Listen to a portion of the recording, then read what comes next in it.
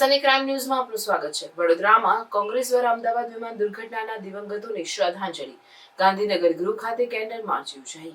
અમદાવાદ વિમાન દુર્ઘટનામાં મૃત્યુ પામેલ તમામ દિવંગતોને શ્રદ્ધાંજલિ આપવા વડોદરામાં ભારતીય રાષ્ટ્રીય કોંગ્રેસના આગેવાનો, હોદ્દેદારો અને કાર્યકર્તાઓએ વિશેષ શ્રદ્ધાંજલિ સભા યોજી હતી। દુર્ઘટનાની અસર સમગ્ર ગુજરાત અને દેશમાં અનુભવાઈ રહી છે, જેમાં અનેક જાણીતા નેતાઓ અને સામાન્ય મુસાફરોના જીવનનો અંત આવ્યો। વડોદરામાં કોંગ્રેસના પ્રમુખ ઋત્વિક જોશી, વિપક્ષ નેતા ચંદ્રકાંત શ્રીવાસ્તવ, પૂર્વ મંત્રી ભીખાભાઈ રબારી સહિત અનેક આગેવાનોએ હાજરી આપી દુઃખ વ્યક્ત કર્યું। કોંગ્રેસ દ્વારા ગાંધીનગર ગૃહ ખાતે કેન્ડલ માર્ચનું આયોજન પણ કરવામાં આવ્યું હતું। આ કેન્ડલ માર્ચમાં મોટી સંખ્યામાં કાર્યકરો અને આગેવાનો જોડાયા હતા, જેમાં દુર્ઘટનામાં મૃત્યુ પામેલા તમામ આત્માઓને શાંતિ મળે તે માટે પ્રાર્થના કરવામાં આવી હતી। કેન્ડલ માર્ચમાં શહેરના વિવિધ વોર્ડ પ્રમુખો, કાર્યકરો અને સ્થાનિક નાગરિકોએ પણ ભાગ લીધો।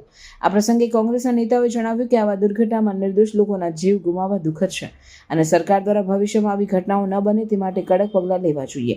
તેમણે દુર્ઘટનામાં મૃત્યુ પામેલ તમામ પરિવારજનોને સાંત્વના પાઠવી હતી અને દુઃખની ઘડીમાં તેમના સાથે ઊભા રહેવાની ખાતરી આપી। શ્રદ્ધાંજલિ સભા અને કેન્ડલ માર્ચ દ્વારા સમગ્ર શહેરમાં શોકની લાગણી પ્રસરી હતી। કોંગ્રેસના આગેવાનો અને કાર્યકરો દ્વારા દુર્ઘટનામાં ગુમાવેલ જીવોને યાદ કરી તેમના આત્માને શાંતિ મળે તેવી પ્રાર્થના કરવામાં આવી હતી। સમગ્ર કાર્યક્રમમાં શાંતિપૂર્ણ અને ભાવુક વાતાવરણ જોવા મળ્યું હતું। આ ગુજરાતની અંદર અને હિન્દુસ્તાનની અંદર આટલી ભયાનક દુર્ઘટના છે તેનું વર્ણન કરવા અશક્ય છે। 250 પરિવાર ઉજળી ગયા સમજો, અથવા રુદનથી લપટાઈ ગયા એવું સમજો। મારું માનવું છે કે જે દેવલોક પામ્યા છે અને જે મરી ગયા છે એમને સચ્ચા હૃદયથી શ્રદ્ધાંજલિ આપું છું। એમના પરિવારને દુઃખ સહન કરવાની શક્તિ આપું છું કે ભાઈ શક્તિ પ્રદાન કરે ભગવાન। તમે જોઈ શકો છો કે આ રુદનની અંદર ટાટા કંપનીએ તો 1 કરોડ રૂપિયા તાત્કાલિક જાહેર કરી દીધા કે ભાઈ અમે 1 કરોડ રૂપિયા આપીશું, અને 1 કરોડ રૂપિયાથી કોઈને જીવ પાછું લાવી શકતા નથી તમે। કોઈ છતાં આ શહેરની અંદર હરણીકાંડમાં 12 જણ મરી ગયા, જે તમારા લીધે મર્યા।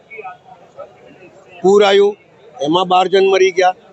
પેલી એક દીકરીનો પતિ આવતો તો એ ગટરમાં જતો રહ્યો, એને હજુ સુધી સહાય નહીં આપી। રુદનની વાત તો જાદર રહો, માનવ છે। કોઈના બી પરિવારમાંથી એક જશે તો રુદન થશે, તકલીફ થશે એને। સરકારે એની તકલીફને સમજવું જોઈએ। ખાલી વાર્તાઓથી કંઈ ના થાય ભાઈ। 4 લાખ રૂપિયા આપી દીધા, 4 લાખ રૂપિયામાં કોઈનો જીવ પાછો આવે છે? મારું માનવું છે કે આટલી મોટી દુર્ઘટનામાંથી કંઈ શીખવું જોઈએ।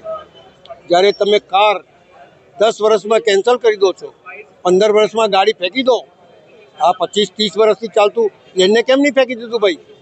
સવાલ એ છે કે માણસનો જીવ બચાવવાનું સરકારની પ્રથમ ફરજ છે। કોઈની જીવ ના જાય એ જોવાની ફરજ છે। એ ફરજમાંથી તમે કઈ રીતે ચૂક્યા?